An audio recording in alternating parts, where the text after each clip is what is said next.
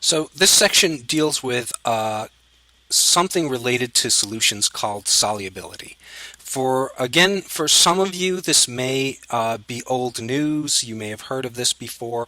For others of you, it may be completely new. So if it is completely new, and even if you're a little bit shaky on it, you should probably listen to this. Solubility, informally speaking, is how easily some material, and I'm calling it material A, how easily material A dissolves in some other material called material B. Usually, in a lot of what we do, we're typically talking about how easily some material dissolves in water. But you can dissolve materials in other things. You can dissolve materials in oils, you can dissolve materials in liquid alcohols. There are many things that you can actually dissolve in. But if it helps you to sort of constantly think of something being dissolved in water, I think that's a perfectly reasonable thing to do, at least at the beginning. So solubility is how easily some material dissolves in another material. An example of that is shown here. These are cubes of table sugar. You can dissolve a fair amount of these. You can dissolve a lot of cubes of sugar in a certain amount of water. And because table sugar, is relatively easily dissolved by water, what you would say is sugar has high solubility in water. Well, compared to what? An example to compare it to might be gold. So you might not realize this, but gold will actually dissolve in water. It's just really, really bad at doing that. Only tiny amounts of gold will dissolve in relatively large amounts of water. So what you would say, maybe a better way of saying this, is sugar has high solubility in water compared to materials like gold, which have very low solubility in water. So there's sort of a beginning example of solubility. This stuff dissolves easily in a certain amount of water. This stuff dissolves only a tiny little bit in a certain amount of water. Now we're going to continue on with solubility. Here's my Dunkin' Donuts coffee. If it helps you to think of coffee for this example, that's perfectly fine. You can think of water as well. The idea is that you can dissolve a handful of sugar cubes in your coffee. Hopefully everyone agrees with that. However, if I have a 5-pound bag of table sugar, or a more extreme example, if I had 600 pounds of table sugar, could I get all of that sugar to dissolve in my single cup of coffee? Now, you can pause and think about this. The answer to this is no. You can't get 5 pounds of sugar to dissolve in your one small cup of Dunkin' Donuts coffee. The question that I will ask you, and again, for some of you it may seem obvious, for others of you it might not. The question is, why can't you do that? Why can't I take 600 pounds of table sugar or 5 pounds of table sugar, dump it into this liquid, and have it all dissolve? Why can I only dissolve a certain amount of table sugar? And you can pause there. The answer is, let me back up a second. The answer is that each liquid, any liquid, has a certain limit as to how much material it can accept for dissolving. So the coffee or a cup of water has a limit as far as how much table sugar can actually be dissolved in it. And once you go beyond that limit, if you try to dissolve more than what the limit is, the rest of the material will not dissolve. It will actually, if you leave it alone, it will settle at the bottom of the container here if you left it there long enough, and it won't dissolve. So you'll reach the limit of what the liquid can dissolve, and then the rest of the stuff that you try to dissolve will just sort of settle at the bottom of the container. And again, I want you to just sort of become comfortable with that idea. Each liquid has a certain limit as to how much of a material it will dissolve. Now, the coffee can, its limit for sugar is actually pretty high. You can dissolve a lot of sugar in there, but you will eventually reach the limit, and if you go beyond the limit, the extra sugar will just settle there. Now, this coffee might have a different limit for a different material. It might have a different limit if you tried to dissolve table salt in there. Again, once you reach that limit, then the extra table salt that you tried to dissolve will just settle at the bottom of the container. This limit is some number that people have to determine experimentally. In other words, it's not as though you can just look at the liquid and figure out, oh, it must dissolve, its limit must be 12 grams of table sugar for every 1 cup of Dunkin' Donuts coffee. You can't just look at the liquid and figure out what the limit is. People actually have to do experiments to figure out what that number is. If you have a liquid that has reached its limit for some material, then what you say is that your liquid is saturated with that material. In other words, if I dissolved as much table sugar into my Dunkin' Donuts coffee as the coffee could hold, and I dumped in even more table sugar and it just settled at the bottom, what you would say is your cup of coffee is saturated with table sugar. If the liquid has not reached the limit of whatever material is trying to be dissolved in it, then you say that that liquid or that solution is unsaturated with your material. It turns out that there are a number of mathematical problems associated with solubility. There are many in your textbook. I will give you a bunch of suggested problems, some of which will deal with solubility.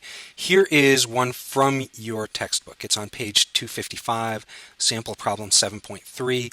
I'm going to basically briefly discuss it here, and then I will go over the solution on the next slide.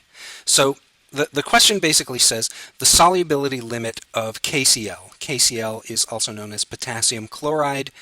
You don't necessarily need to know that. All you really need to know is that this stuff will dissolve in water to some degree.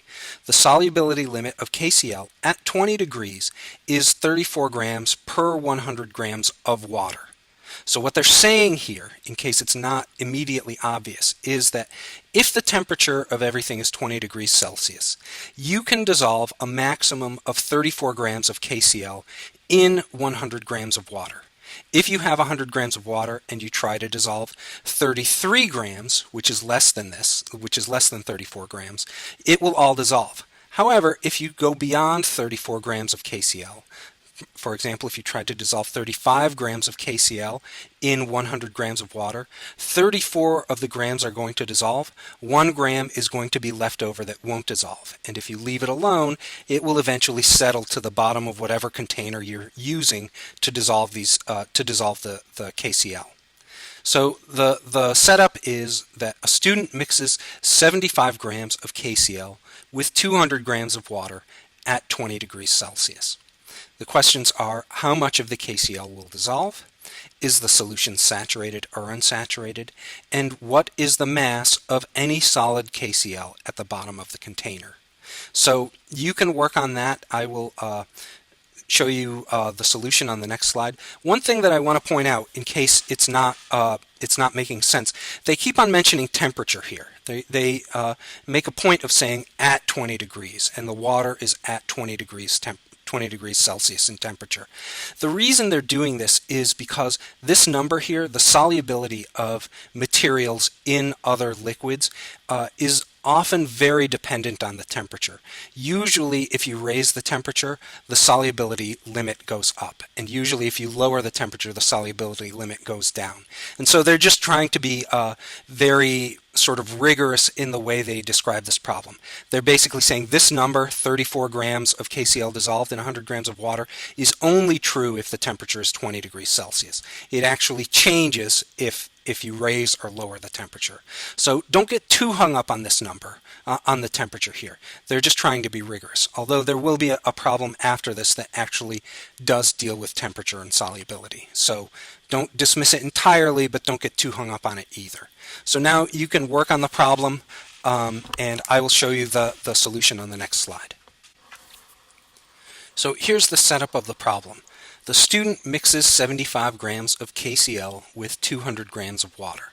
So imagine a beaker over here with 200 grams of water, and the student throws 75 grams of KCl into it.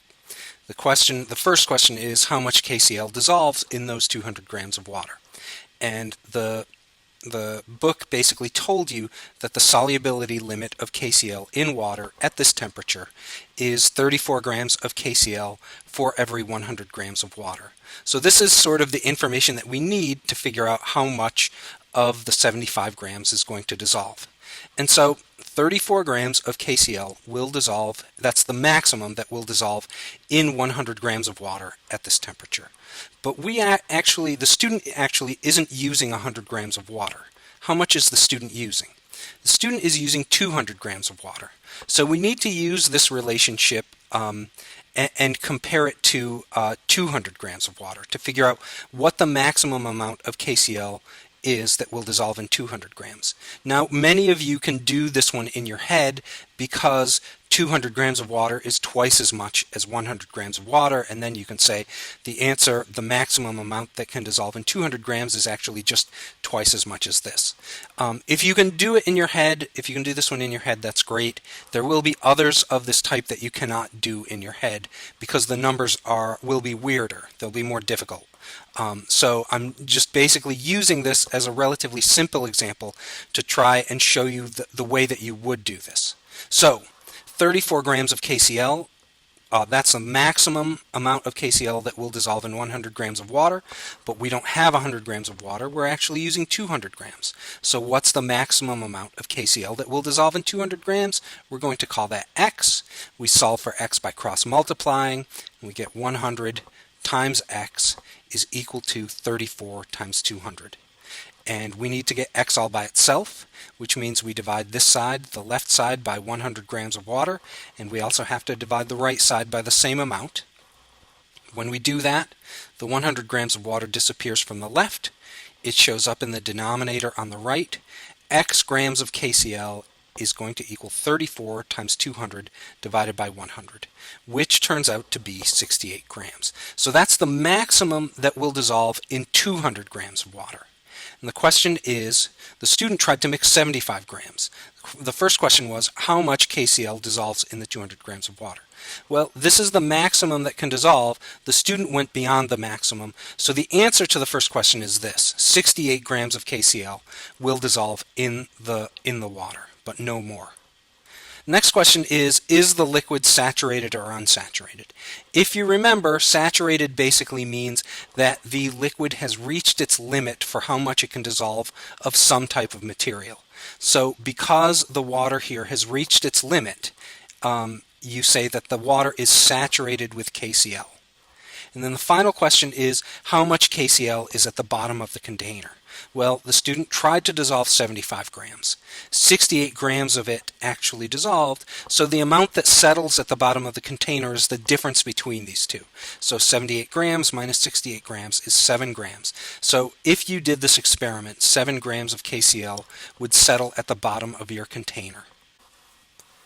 It turns out that solubility is actually important in a lot of real-world sort of situations. Solubility is important because you need oxygen dissolved in your tissues, and there are limits as to how much oxygen you can actually dissolve in tissues and in blood and things like that. Another real-world example is shown here. This little thing here that's almost the size of a dime is made of calcium phosphate. For those of you who don't know where this little thing here came from, it is a kidney stone. It seemed small. If you didn't know what it was, it probably seemed small at the beginning, but now it seems rather huge. I would never want to pass this. The reason that kidney stones form, and this thing is made of a material called calcium phosphate, basically the reason that kidney stones form is that the amount of calcium phosphate that is dissolved in a person's urine goes beyond the solubility limit of calcium phosphate in urine. So basically, your urine can dissolve a certain amount of this material, but if the amount of this material goes beyond the limit that the urine has to dissolve in it, goes beyond the solubility limit, then the extra calcium phosphate basically settles at the bottom of the container of your kidney, if you want to think of your kidney as a container, and it forms a little stone like this that you eventually have to pass. And again, the reason is because the amount of calcium phosphate is too much for your urine to keep it all dissolved. So there's solubility in real life. I'd like to do one last problem on solubility before we go on to other things. It might be slightly more complicated, or at least a little bit different than the problem that we did on the previous two slides. So here it is. Here's the setup. This is problem 7.26 on page 259 in your book. The setup, and I think this comes from a previous problem on page 259, but basically they are telling you the solubility of NaNO3. This is called sodium nitrate, and I will probably say sodium nitrate for the rest of this problem. The solubility limit, it should say limit here, of sodium nitrate at 20 degrees Celsius is 88 grams per 100 grams of water. So what they're basically saying is the maximum amount of sodium nitrate that you can dissolve in 100 grams of water at this temperature is 88 grams. You can't dissolve any more. However, if you raise the temperature, if you go from 20 degrees to 50 degrees, if you now have water that's at 50 degrees Celsius and you have 100 grams of it, the solubility limit of this stuff is 110 grams. So you can actually dissolve more of this material at higher temperatures in water. And that's pretty common for a lot of different materials that are dissolved in water and other liquids. So there's the setup. They tell you the solubility limit of sodium nitrate at 20 degrees Celsius and at 50 degrees Celsius, and they're different numbers. And then they say you have a solution that contains 80 grams of sodium nitrate in 75 grams of water at 50 degrees Celsius. And then you cool it. You cool it down to 20 degrees Celsius. So what's happening here is the solubility limit at the beginning is based on the 50 degree temperature. It's 110 grams of sodium nitrate for every 100 grams of water. But then you cool it down to 20, so the solubility limit actually changes. It goes from 110 to 88 grams. And they want to know how many grams of sodium nitrate will remain in the solution at 20 degrees Celsius. So are all 80 grams going to stay in the liquid? Are they all going to stay dissolved? Will some of the material, basically, the chemists have a formal term, it's called precipitating out. Will some of this NaNO3 precipitate out of the water? In other words, will it undissolve? And if some of the material precipitates out or undissolves, how many grams of solid sodium nitrate will actually fall out of the liquid? And they are calling that crystallizing. So they're basically saying if some of the material does not remain dissolved, how much of it will crystallize after you cool it? And you can work on this problem on your own. I will show you the solution on the next slide. So here's the setup to the previous problem. The two pieces of information that you're given are these two.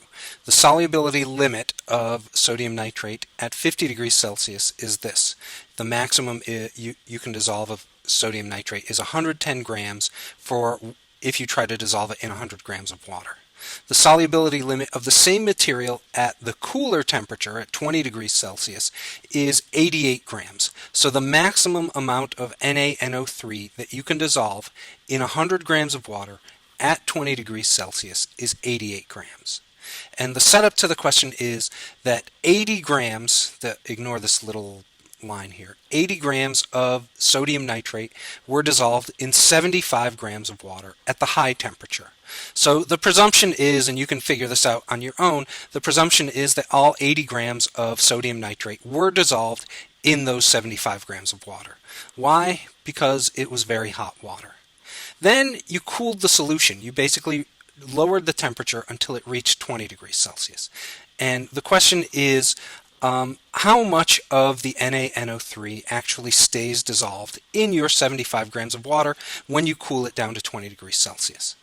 So what's the question here, the way to address this, trying to figure out how much stays dissolved, is to ask this question.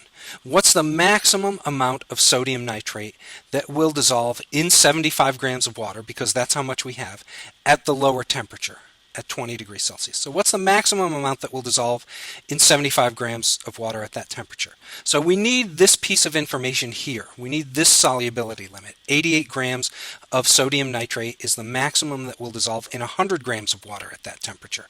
But we don't have 100 grams of water. We have 75 grams. So we set up a relationship again. 88 grams of NaNO3 for every 100 grams of water is the same thing as X grams of NaNO3 in 75 grams of water. And we have to figure out what X is. So we cross multiply. There's the cross multiplication. And we have to get X all by itself, so we divide both sides by 100 grams of water. X ends up being all alone. X is equal to 88 times 75 divided by 100, which turns out to be 66 grams of NaNO3. What this 66 means is 66 grams is the maximum amount of NaNO3 that will dissolve in 75 grams of water at 20 degrees Celsius. So that's the maximum that will dissolve. However, how much did we have dissolved at the very beginning? At the very beginning, when the liquid was very hot, we had 80 grams. When you cool it, only 66 grams are going to stay dissolved. The extra is going to fall out of the liquid, or precipitate if you want to use the more formal term, or crystallize if you want to use the formal term used by your book. So originally you had dissolved 80 grams of sodium nitrate in water, but that was because the temperature was very hot. Now only 66 grams of sodium nitrate will remain dissolved because the temperature is lower and the solubility limit is lower. Then the final question was how many grams of sodium nitrate crystallized after cooling. In other words, how many grams of sodium nitrate undissolved. And the way to figure that out is pretty straightforward. 80 grams were originally dissolved, 66 grams stay dissolved, so the amount of material that undissolves or crystallizes or precipitates is 80 minus 66, or 14 grams of sodium nitrate. So that's that problem. That concludes the solubility section. There are many other solubility problems to practice, but they're similar to the two that we did here. In the next section, we are going to talk about something called concentration.